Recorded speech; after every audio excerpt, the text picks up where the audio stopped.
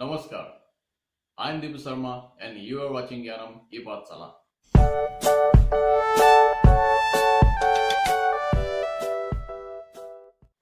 এই ভিডিওত আমি 2017 বৰ্ষৰ এইচএছ ফাইনেলত অহা পেছেজ আমি আপলোড কৰিছো। এই পেছেজৰ অসমীয়া ভাঙনি, তাৰ কঠিন শব্দ অৰ্থ আৰু এই পেছেজত অহা প্ৰশ্নৰ উত্তৰসমূহৰ অসমীয়া ভাঙনি আমি আৰু ভিডিওত প্ৰস্তুত কৰিছো।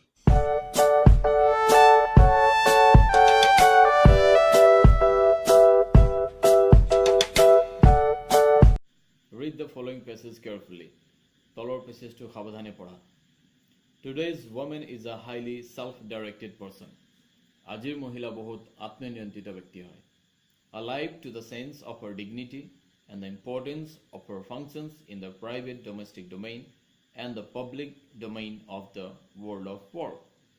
জীৱন্ত হয় তাইৰ খ্যাতিৰ চেতনা আৰু পৃথিৱীৰ কামবোৰৰ ব্যক্তিগত ঘৰুৱা তথা ৰাজহুৱা কাৰ্যক্ষেত্ৰত তাইৰ কামৰ প্ৰয়োজনীয়তা। Women are rational in approach, careful in handling situations and want to do things as best as possible. মহিলাবোৰ আগবাঢ়ি অহাত বুদ্ধিদীপ্ত, পৰিস্থিতি পৰিচালনাত সাৱধান বা যত্নৱান আৰু যথাসম্ভৱ শ্ৰেষ্ঠতাৰে কাম কৰিব বিচাৰে। The fourth World Conference of Women held in Beijing in September 1995 had emphasized that no enduring solution of society's most threatening social, economic and political problems could be found without the participation and empowerment of the women. মহিলাৰ চতুৰ্থ বিশ্ব অধিৱেশন অনুষ্ঠিত হৈছিল বেইজিঙত 1995 চনৰ ছেপ্টেম্বৰত, যিয়ে জোৰ দিছিল যে সমাজত বৰ্তি থকা ভাবুকি স্বৰূপ যিকোনো সামাজিক, অৰ্থনৈতিক আৰু ৰাজনৈতিক সমস্যাৰ স্থায়ী সমাধান বিচাৰি পোৱা নাযাব মহিলাৰ অংশগ্ৰহণ আৰু সবলীকৰণ অবিহনে। The 1995 World Summit for Social Development had also emphasized the pivotal role of women in eradicating poverty and mending the social fabric. 1995 চনৰ সামাজিক বিকাশৰ বাবে হোৱা বিশ্ব শীৰ্ষ সন্মিলনতো জোৰ দিয়া হৈছিল দৰিদ্ৰতা নিৰ্মূলকৰণ আৰু সামাজিক ব্যৱস্থাৰ পৰিৱৰ্তনত মহিলাৰ অন্যতম ভূমিকাৰ বিষয়ে। The Constitution of India had conferred on women equal rights and opportunities, political, social, and educational and of employment with men. ভাৰতৰ সংবিধানে মহিলাক পুৰুষৰ সমানে ৰাজনৈতিক, সামাজিক, শৈক্ষিক আৰু নিয়োগৰ অধিকাৰ আৰু সুবিধা প্ৰদান কৰিছিল। Because of oppressive traditions, superstitions, exploitation, and corruption, a majority of women are not allowed to enjoy the rights and opportunities bestowed on them. অত্যাচাৰী পৰম্পৰা, কুসংস্কাৰ, শোষণ আৰু ভ্ৰষ্টাচাৰৰ কাৰণে গৰিষ্ঠ সংখ্যক মহিলাক তেওঁলোকক প্ৰদান কৰা অধিকাৰ আৰু সুবিধাসমূহ ভোগ কৰিবলৈ দিয়া নহয়।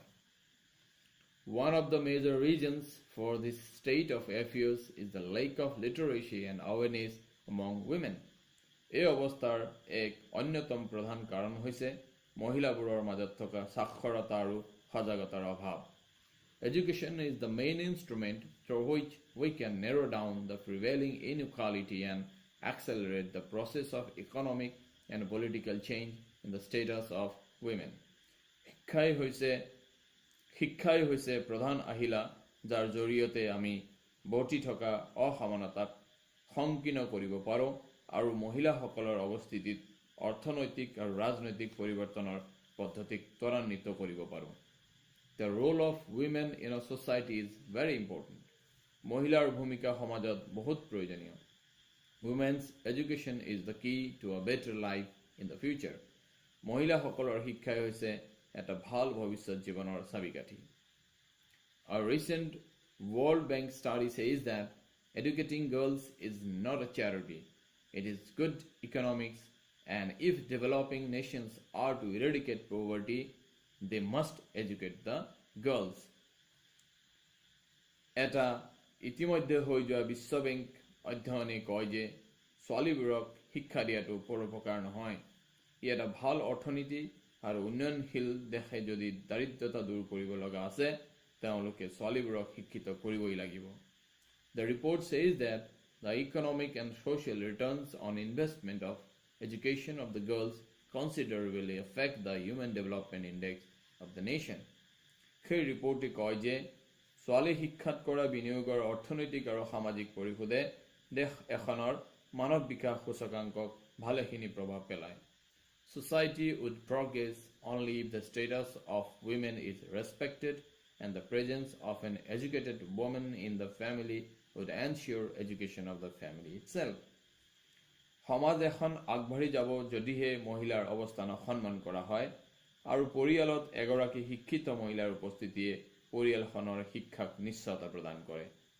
Education and empowerment of women are closely related. মহিলাৰ শিক্ষা আৰু সবলীকৰণ ঘনিষ্ঠভাৱে সম্পৰ্কিত. On the basis of your reading of the passage, answer the following questions. তোমাৰ পেছেজৰ পঠনৰ ভিত্তিত তলৰ প্ৰশ্নবোৰৰ উত্তৰ দিয়া. Question. Mention some of the qualities of today's women. আজিৰ মহিলাৰ কিছুমান গুণ উল্লেখ কৰা. Answer. Today's women are highly self-directed. They are alive to the sense of their dignity and aware of their importance in private and public domains. They are also rational in approach. আজিৰ মহিলা বহুত আত্মনিয়ন্ত্ৰিত. তেওঁলোক তেওঁলোকৰ খ্যাতি চেতনাৰ প্ৰতি জীৱন্ত আৰু তেওঁলোকৰ ব্যক্তিগত আৰু ৰাজহুৱা কাৰ্যক্ষেত্ৰত থকা গুৰুত্বৰ প্ৰতি সজাগ. তেওঁলোক আগবাঢ়ি অহাত বুদ্ধিদীপ্ত আৰু যুক্তিসিদ্ধ. Question. Where was the 4th World Conference of Women held and what did it emphasize? মহিলাৰ চতুৰ্থ বিশ্ব অধিৱেশন ক'ত হৈছিল আৰু ইয়ে কিহৰ ওপৰত জোৰ দিছিল? Answer. The 4th World Conference of Women was held in Beijing in 1995. The 4th World Conference emphasized that no enduring solution of society's most threatening social, economic, and political problems will be found without the participation and empowerment of the women. মহিলাৰ চতুৰ্থ বিশ্ব অধিৱেশন অনুষ্ঠিত হৈছিল বেইজিঙত 1995 চনৰ ছেপ্টেম্বৰত. ইয়ে জোৰ দিছিল যে সমাজত বৰ্তি থকা ভাবুকি স্বৰূপ যিকোনো সামাজিক, অৰ্থনৈতিক আৰু ৰাজনৈতিক সমস্যাৰ স্থায়ী সমাধান বিচাৰি পোৱা নাযাব মহিলাৰ অংশগ্ৰহণ আৰু সবলীকৰণ অবিহনে. Question. What factors prevent a majority of women from enjoying their rights and opportunities? কোনবোৰ কাৰকে এটা গৰিষ্ঠ সংখ্যক মহিলাক তেওঁলোকৰ অধিকাৰ আৰু সুবিধাসমূহ ভোগ কৰাত বাধা দিয়ে? Answer. Oppressive traditions, superstitions, exploitation, and corruption are the factors that prevent a majority of women from enjoying their rights and opportunities. অত্যাচাৰী পৰম্পৰা, কুসংস্কাৰ, শোষণ আৰু ভ্ৰষ্টাচাৰ হৈছে সেইবোৰ কাৰক যিয়ে বাধা দিয়ে এটা গৰিষ্ঠ সংখ্যক মহিলাক তেওঁলোকৰ অধিকাৰ আৰু সুবিধাসমূহ ভোগ কৰাত. Question. What can education do for the cause of women? শিক্ষাই মহিলাৰ কাৰণে কি কৰিব পাৰে? Answer. Education can eradicate the inequality that oppresses women. It can prevent superstitions and exploitation prevailing against women. It can make life of women better and can aware them of their right and opportunities. শিক্ষাই অসমানতা যিয়ে মহিলাক অত্যাচাৰ কৰে তাক নিৰ্মূল কৰিব পাৰে. ই মহিলাৰ বিৰুদ্ধে বৰ্তি থকা কুসংস্কাৰ আৰু শোষণক বাধা দিব পাৰে. ইয়ে মহিলাৰ জীৱন উন্নততৰ কৰিব পাৰে আৰু তেওঁলোকৰ অধিকাৰ আৰু সুবিধাসমূহৰ প্ৰতি সজাগ কৰিব পাৰে. Question.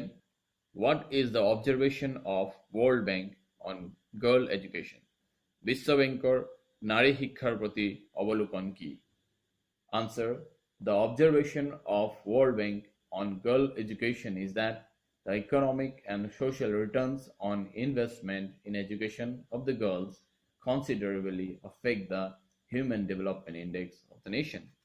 বিশ্ব বেংকৰ নাৰী শিক্ষাৰ প্ৰতি অৱলোকন হৈছে নাৰী শিক্ষাত কৰা বিনিয়োগৰ অৰ্থনৈতিক আৰু সামাজিক পৰিশোধে দেশ এখনৰ মানৱ বিকাশ সূচকাংকক ভালেখিনি প্ৰভাৱ পেলায়. It says that if developing nations are to eradicate poverty, they must educate the girls. ই কয় যে যদি উন্নয়নশীল দেশে দৰিদ্ৰতা নিৰ্মূল কৰিব লগা হয় তেওঁলোকে ছোৱালী শিক্ষিত কৰিবই লাগিব. মই আশা কৰোঁ এই ভিডিঅ'টো আপোনালোকৰ কাৰণে নিশ্চয় উপযোগী হৈছে যাৰ কাৰণে please do not forget to share it and please subscribe, please the bell icon, comment boxত কিবা থাকিলে দিব যাৰ মই উত্তৰ দিবৰ চেষ্টা কৰিম. Thank you very much for watching this.